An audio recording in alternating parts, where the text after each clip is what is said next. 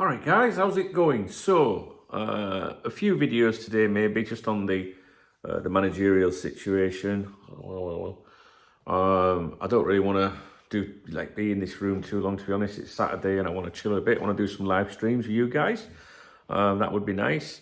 I've done my morning briefing, so there's some acknowledgements in there if you've supported the channel recently, through the super chats and super thanks or whatever they're called, so please do watch that just to make sure you've been acknowledged. And also at some point today I will update that list of names in the video description.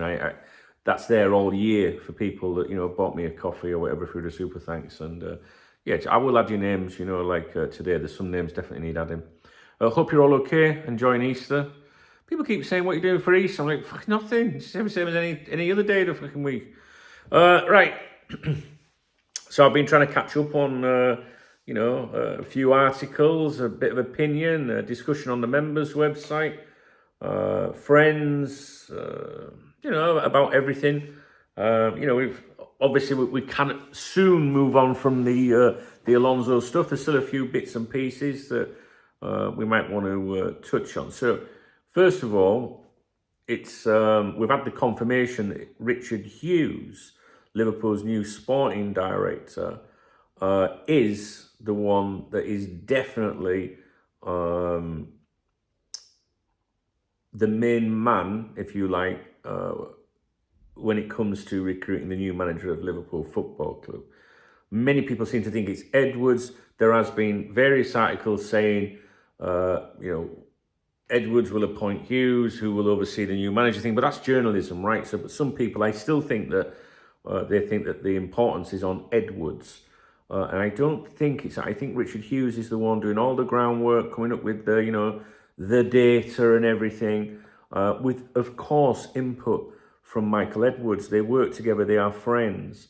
But, the man that is actually dealing with this, this situation predominantly, or the main man, if you like, is Richard Hughes. Now, he took the call from Alonso's agent,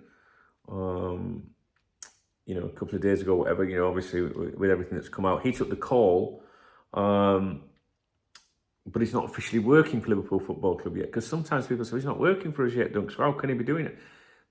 Official and unofficial, you know what I mean? Like, you know how it goes, right? So they have just like dates that when contracts start, and when payments are made and stuff like that. But it's obvious that, if you were starting, working for the club on the 1st of June, you don't like at 9 o'clock in the morning clock in and go, right, now what? It's all going on behind the scenes. And Richard Hughes took the call from Alonso's agent to have that clarified. I sound drunk, don't I?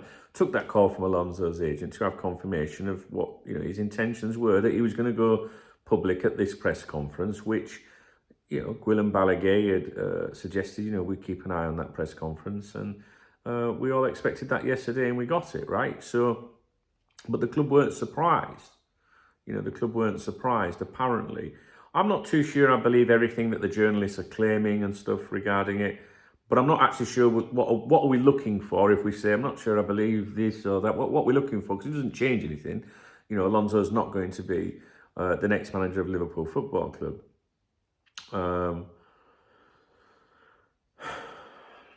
So that's it, really. The purpose of the video is to more or less to tell you that Richard Hughes is the one dealing with it. He took the call from the agent. It's a very minor detail, but one that I thought that you might want to know. And he is continuing the search for the manager, the new manager. And I'm going to do a video with some new names that have been thrown into the equation by those close to things at Anfield. By close, I mean the ones that the club are happy to share information with. You should also, always be cautious of that as well, because it's what the club are happy to have out there. Obviously, born again Joyce, I think, is the one closest to this at the moment. The likes of Ornstein, who we have great respect for. If you like, well, can you respect a journalist? I wouldn't go that far. Who we're interested in, Joyce and Ornstein and that.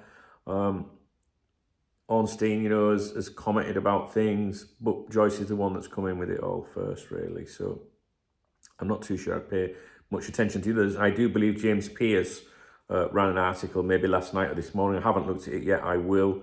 But I haven't thrown much urgency behind, say, looking at that because, one, I'm not really that bothered what James Pearce has got to say in terms of hierarchy and ranking amongst the professionals in the media, because I know that Born Again Joyce is who I'm looking to everything for at the moment.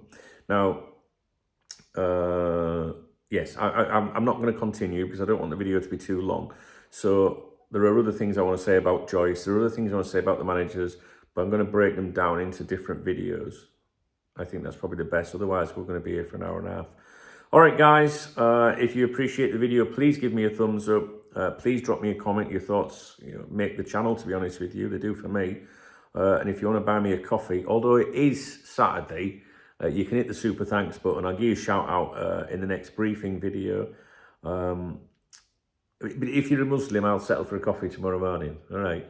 But yeah, I've got more content lined up for you guys. This one is more like just to confirm that Richard Hughes is very active in this. We are being told that Richard Hughes is the main person involved in the process of all of this, with input from Edwards. And it was Richard Hughes who spoke to Alonso's agent, and obviously Richard Hughes is close to that agent himself. So that's that. I did a video on here yesterday about Richard Hughes.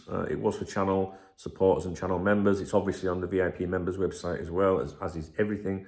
And that video was a deep dive into who Richard Hughes is, the qualities, as Rafa would say, for sure, etc. But it involved reading a lot of content in that video. So I didn't want to put that in a video, because people the author of such might say you shouldn't be reading all that word for word or something, So, but it's a very good video. So if you are a channel supporter or channel member, do watch it, because I learned a lot from it myself, really, regarding Richard Hughes. Yeah.